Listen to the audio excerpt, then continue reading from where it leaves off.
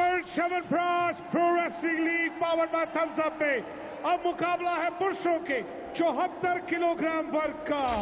GSW Bengaluru योद्धास की ओर से आ रहे हैं भारतीय मूल के नरसिंह यादव।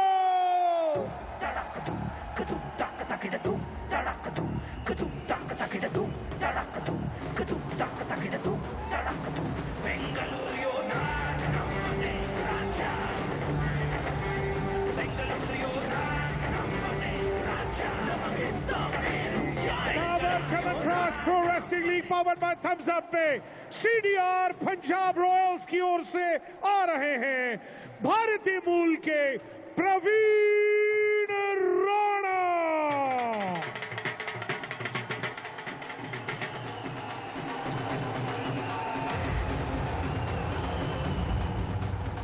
तो ये आज का अब ये आखिरी मुकाबला और ये बड़ा मुकाबला, सबको इंतजार था इस मुकाबले का। प्रवीण राणा बनाम नरसिंह यादव, ये आखिरी मुकाबला आज का। मेरे साथ एक मंडा बॉक्स में मनोज जोशी और जगदीश, आप दोनों का स्वागत है। और यहाँ पर बात करें दोनों पहलवानों की तो नरसिंह यादव की अचीवमेंट एक लंबी फहरिस्त, जिसमें उन्होंने अभी 2015 के अंदर वर्ल्ड चैंपियनशिप के अंदर ब्रॉन्ज मेडल जीता है, एशियन गेम्स के अंदर ब्रॉन्ज मेडल जीता है, और बात करें कॉमनवेल्थ गेम्स 2010 की तो उन्होंने भारत के लिए गोल्ड जीता था। वहीं पर दूसरी तरफ प्रवीण राणा की बात करें तो युवा और प्रतिभावान खिलाड़ी हैं और अभी तक अपने सारे मैचेस जीते हैं, सारी बाउट्स जीती हैं प्रवीण राणा ने, बहुत अच्छी फॉर्म में है। कॉमनवेल्थ चैंपियनशिप 2013 के अंदर गोल्ड मेडल था इनका, नेशनल चैंपियन रहे हैं 2 साल तक लगातार। जी बिल्कुल जगदीश, नेशनल्स की आपने बात की, गोल्ड मिला 2013 में, 14 में, तो वो क्षमता है, प्रतिभा है और ये बड़ी टक्कर है। और इन दोनों पहलवानों का जहां तक सवाल है, मैं प्रवीण राणा की खास तौर पर तारीफ करूंगा कि जिस वजन में सुशील और नरसिंह यादव जैसे पहलवान हो, वहां पर अपनी मौजूदगी दर्ज करना, और वो भी धमाकेदार मौजूदगी। पीडब्ल्यूएल में आपने देखा कि यहां वो अभी तक कोई भी मुकाबला नहीं हारे हैं, और अब जहां तक इन दोनों पहलवानों की बात है, 3 कुश्तियां दोनों के बीच में हो चुकी हैं, और वर्ल्ड चैंपियनशिप जो हुई थी लॉस वेगास में, उसके ट्रायल में हराया था।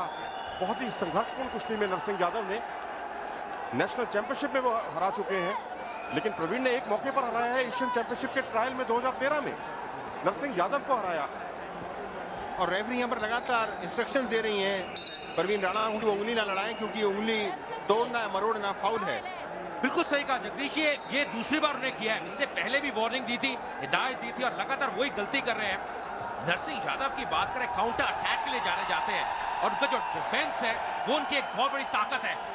और देखिए यहाँ पर अटैक किया था प्रवीण राणा ने, काउंटर अटैक किया नरसिंह यादव ने, 2 अंक अपने खाते में। और इसी का मैं जिक्र कर रहा था, इस गेम की खासियत है, ये उनमें वो क्षमता है, और लगातार इसी के कारण बहुत जल्दी अंक दर्ज कर लेते हैं।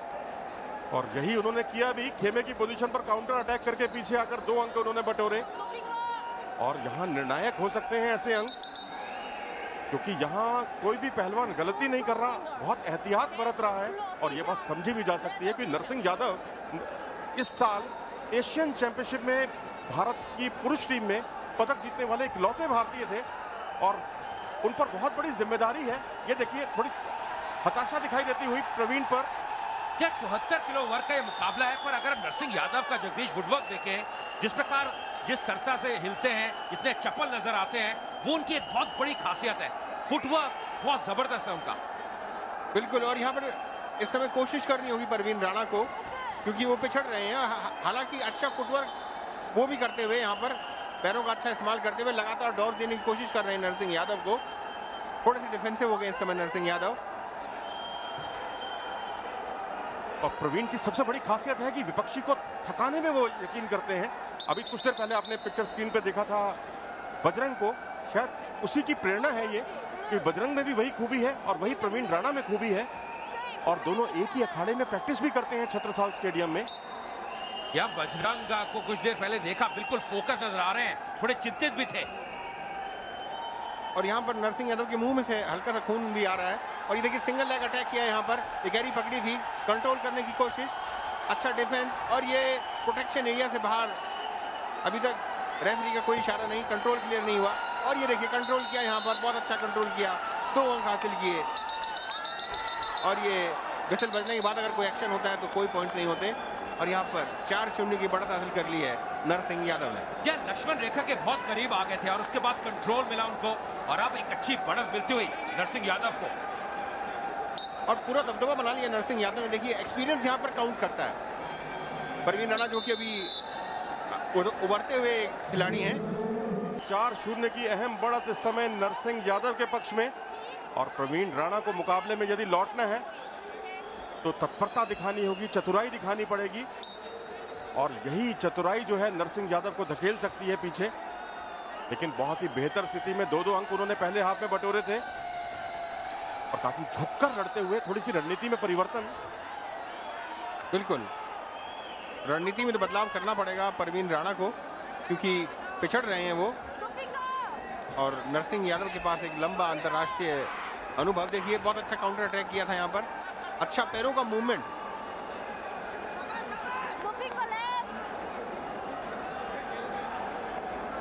हालांकि अभी तक परवीन राणा इस कुश्ती के अंदर अपनी उपस्थिति दर्ज कराने में सफल नहीं हुए हैं। कोशिश करनी होगी उनको लगातार यहाँ पर।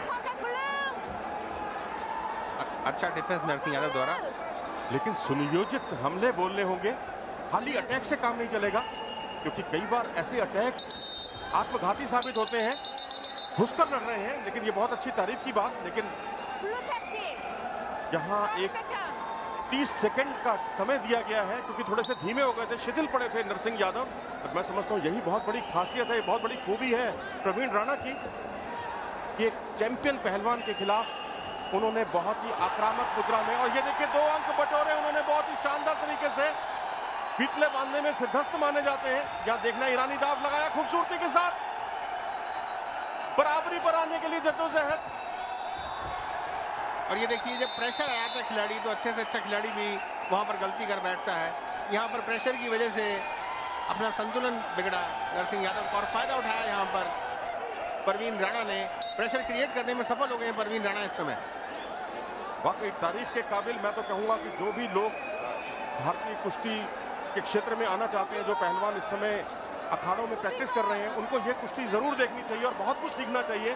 और कभी हार ना मानने वाला जज्बा पैदा करना होगा, खासकर ये देखते हुए कि जिस वजन में नरसिंह यादव जैसे चैंपियन पहलवान है, सुशील जैसे पोस्टर बॉय मौजूद हैं, उसी वजन में आप अपनी उपस्थिति दर्ज करा रहे हैं और चैंपियन खिलाफ को कड़ी चुनौती दे रहे हैं।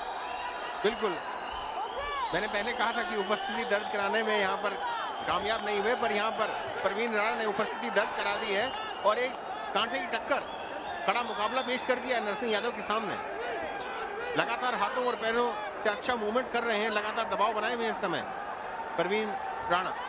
मैं तो कहूंगा कि जो उनूर बात है, वर्ल्ड नंबर 5 को जो उन्होंने हराया था, उलटफेर किया था, उससे मनोवैज्ञानिक रूप से उनके लिए वो टॉनिक का काम किया उस जीत ने। और वो टॉनिक कितना कारगर साबित होगा, लेकिन फिलहाल लगता है कि फायदा उठाने में कामयाब रहे नरसिंह यादव। बेंगलुरु खेमा खुशी से झूमता हुआ फिलहाल टेनिस स्कोर दिखाई देता हुआ कुश्ती के मैदान में 6-2 से आगे हो गए हैं बेंगलुरु के नरसिंह यादव। एक बहुत ही चतुर और समझदार खिलाड़ी है। देखिए, जो खिलाड़ी दिमाग से चतुर है उसको बहुत फायदा होता है। जब आपकी बराबरी की बाउट आ जाती है या जब पॉइंट्स का डिफरेंस कम होता है, तो वहां पर technique, tactics, presence of mind. यहां पर देखिए जो नरसिंह यादव ने किया, इसको बोलते हैं प्रेजेंस ऑफ माइंड। सही मौके पर सही दाव लगाना और मौके का फायदा उठाना। नरसिंह यादव ने बखूबी दिखा दिया है कि वो बहुत ही चतुर खिलाड़ी हैं और बहुत ही ठंडे दिमाग से कुश्ती लड़ रहे हैं। और कुश्ती का खेल अब सिर्फ शारीरिक ही नहीं रहा, मानसिक भी हो गया है। मनोवैज्ञानिक रूप से आप कैसा पस्त करते हैं अपने विपक्षी को।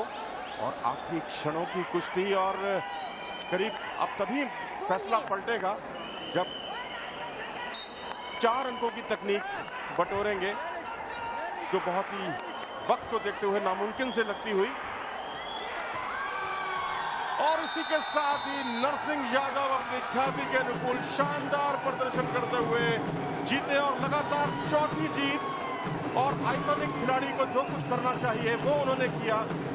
मैच हालांकि बेंगलुरु टीम पहले ही अपने पक्ष में कर चुकी थी और आखिरी बाउट थी, लेकिन प्रवीण राणा ने आखिरी क्षणों में अंक जरूर बटोरा, लेकिन वो काफी नहीं था नरसिंह यादव के लिए, जो ओलंपिक की तैयारियां कर रहे हैं। नरसिंह यादव जी, कांग्रेचुलेशंस, आप जीत चुके हैं। आपको चोट वोट लगी है लेकिन आपने फाइनली जीत हासिल कर ली। क्या मुकाबला थोड़ा सा मुश्किल था, क्योंकि जो आपके ओपोनेंट थे उन्होंने भी आज तक कोई मुकाबला हारा नहीं है इसमें? हाँ, मुकाबला तो ठीक था, बट मैं अच्छा था, बट थोड़ी चोट लगने की वजह से उतना अच्छी परफॉर्म नहीं हो पाई। बट मुझे था शुरू में कि मैं एक तरफा जीतूंगा, बट वो नहीं हो पाया। अच्छी बाउट चली, वो भी लड़का अच्छा है तो जीता और मुझे अच्छा लगा, और मेरी टीम जीती उससे भी ज़्यादा अच्छा लगा मुझे। एक और बात बताइए, मैंने सुना है कि आप पुलिस ऑफिसर हैं, तो क्या ऐसा होता है, आप एक रेसलर भी हैं, ऑफ कोर्स चोट चक्के तो आते नहीं होंगे आपके इलाके में, लेकिन जब आपको गुस्सा आता है, आप अपने डोले शोले दिखाते हैं, तो क्या आपकी इंस्पेक्टर की यूनिफॉर्म फटने लगती है?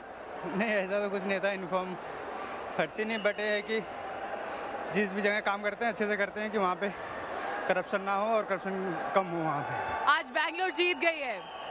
बिल्कुल, मैं बहुत हैप्पी हूँ कि आज मेरी टीम जीती है, क्योंकि कंटिन्यू 2 बार पीछे हार चुकी थी हमारी टीम काफ़ी अच्छी है, बट टॉस की वजह से जो हमारे अच्छे खिलाड़ी वो बैठ जा रहे थे, इसलिए हमारी टीम अच्छा परफॉर्म नहीं कर पा रही थी।